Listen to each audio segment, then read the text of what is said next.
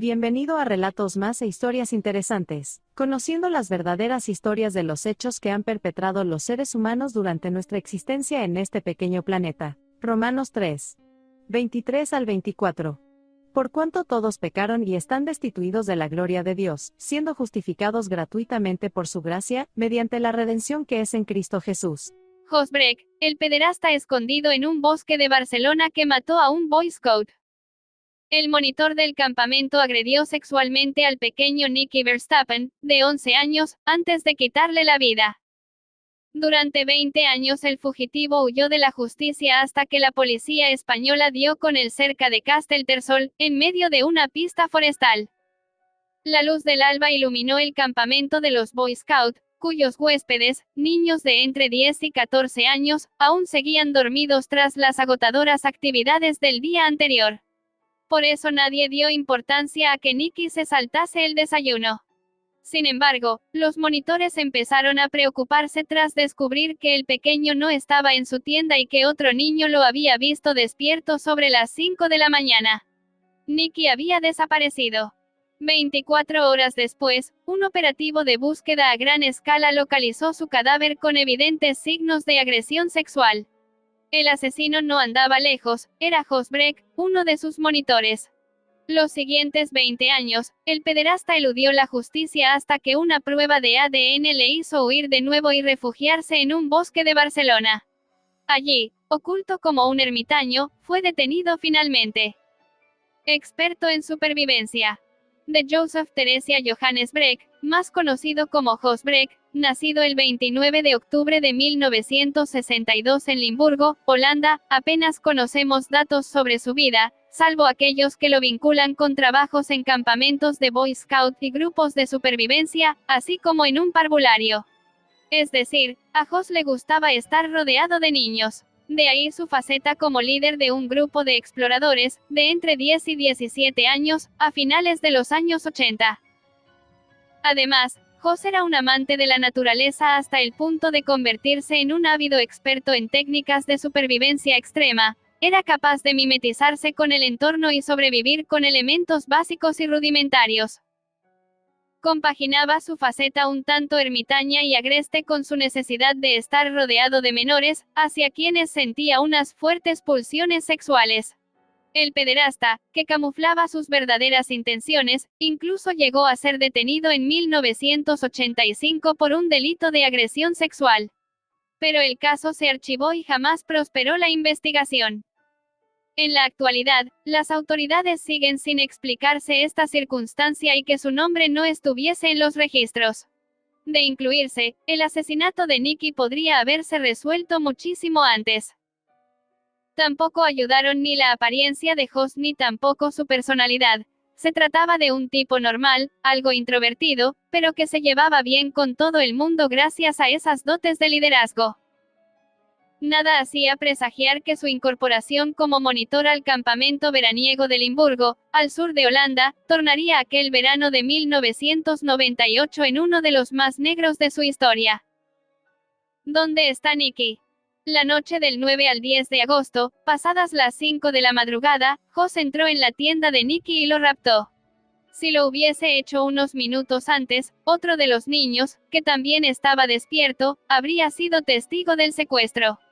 Pero nadie vio cómo el monitor se llevaba al pequeño. El pederasta arrastró a Nicky hacia una parcela de árboles, a poco más de 1 kilómetro del campamento, y lo violó salvajemente. Tras la agresión sexual, lo mató y abandonó su cadáver. Acto seguido, regresó al recinto y se comportó con naturalidad participando en las labores de búsqueda inclusive. Nunca fue interrogado ni tratado como sospechoso, ni siquiera cuando una patrulla le paró en su bicicleta cerca de la escena del crimen en plena noche, una vez descubierto el cadáver. Su justificación: iba camino de casa y hacía demasiado calor para pedalear en pleno día. Las explicaciones convencieron a la policía y se creyó en su inocencia. Las técnicas forenses tampoco facilitaron esta labor en aquel momento. Pese a los vestigios encontrados en la ropa interior de Nicky, no hubo forma de descubrir a quién pertenecían. A esto se sumó la negligencia en la autopsia. El forense tardó 3 días en realizarla y, cuando la hizo, no pudo determinar el motivo de la muerte del menor.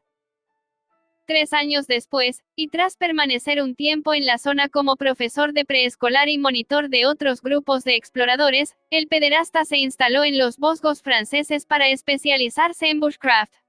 Esto es, la habilidad de sobrevivir en entornos naturales con aquello que proporciona el terreno. Para ello enseñaba, tanto a adultos como a niños, toda clase de métodos de supervivencia, desde caza y pesca, construcción de refugios y purificación del agua, pasando por técnicas para hacer fuego, fabricar cuerdas o tallar madera.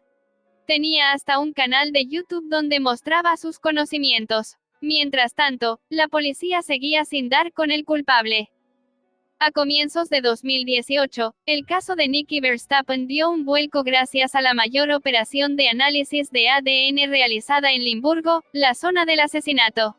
La policía pidió a más de 14.000 hombres de entre 40 y 65 años que se sometieran voluntariamente a una prueba genética. Querían cruzar estas muestras con las encontradas en la ropa interior de la víctima.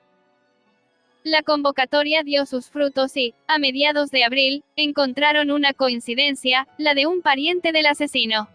Al mismo tiempo, el sospechoso puso tierra de por medio y desapareció, un hecho que fue denunciado por su propia familia y que hizo sospechar a los investigadores. Entonces, analizaron las pertenencias de Jos y las compararon tanto con la del familiar, que había dado positivo en la criba ciudadana, como con las muestras halladas en el cuerpo de Nicky. Existía una coincidencia del 100%. Era su hombre. La policía holandesa reportó de inmediato la fuga del asesino y, en colaboración con la Interpol, emitió una orden internacional de búsqueda y captura. Tras difundir la fotografía del pederasta y pedir colaboración ciudadana, un hombre holandés, residente en la provincia de Barcelona, reconoció al fugitivo y avisó a la policía a mediados de agosto. Como un ermitaño. Según confirmaron los investigadores, el sospechoso vivía en los bosques de Castellterçol, a unos 50 kilómetros de la ciudad condal, en una cabaña construida a modo de refugio y oculta en medio del espesor forestal. El acceso era tan difícil que para llegar a la casa era preciso atravesar un camino no asfaltado y con numerosos obstáculos, algo que complicaba mucho la detención. Por ese motivo, los agentes establecieron un operativo de vigilancia. Necesitaban conocer sus costumbres. Gracias a eso, se percataron de que el sospechoso vivía como un ermitaño montaraz con determinados hábitos de supervivencia. Entre ellos, proveerse de leña para hacer fuego. Así fue como, el domingo 26 de agosto, un equipo de los grupos de operativos especiales de seguridad, GOES, de la Policía Nacional se adentró en el bosque y detuvo a Jos Breck cuando salía a cortar leña. Tras 20 años de búsqueda, la agonía de la familia Verstappen llegaba a su fin. El 28 de septiembre de 2020 se inició el juicio contra el pederasta holandés, acusado de secuestro, abuso sexual y homicidio del pequeño Nicky. Durante su declaración en el estrado, Jos justificó la presencia de 27 vestigios de ADN en el cuerpo de la víctima. Había comprobado sus constantes vitales al toparse con el cuerpo. Sin embargo, no tenía ni idea de cómo su ADN había llegado hasta la ropa interior del pequeño. Casi 2 meses después, el tribunal declaró a Jos Breck culpable del secuestro y los abusos sexuales a Nicky y lo condenó a 12 años de prisión. Pero, en cuanto al cargo de homicidio con agravantes, fue absuelto. El motivo: la muerte del niño fue el resultado de las acciones del acusado para evitar que lo delatara. Es decir, el fallecimiento del menor fue algo involuntario, una muerte accidental cuando el pederasta trataba de retenerlo y no para encubrir el abuso sexual. Tras esta primera sentencia, el abogado de la defensa inició los trámites de apelación y, en enero de 2022, el tribunal consideró probado el homicidio involuntario aumentando la pena de 12 a 16 años de cárcel.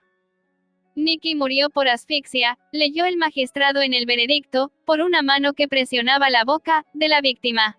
Sin embargo, ninguna sentencia hace justicia al dolor de los familiares.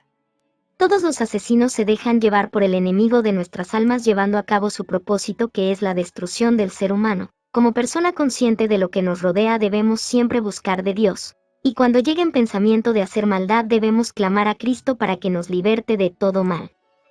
Sea sabio y prudente, busque de Dios. Él es el único que tiene la respuesta a todas las inquietudes humanas. Gracias por mirar mi contenido, nos vemos en la próxima con nuevo material.